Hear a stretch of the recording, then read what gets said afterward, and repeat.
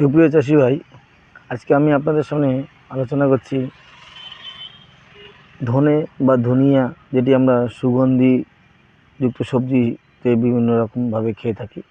তো এগুলি হচ্ছে সেই ধনের ফুল। আপনারা দেখতে পাচ্ছেন ফুলগুলি অনেক সুন্দর হয়ে গেছে, এবং যদি ভালো করে দেখে আপনারা দেখুন বিভিন্ন রকমের মাছি বা মৌমাছি এর কিন্তু মধু সংগ্রহ করতে চলে আসছে। তো আপনারা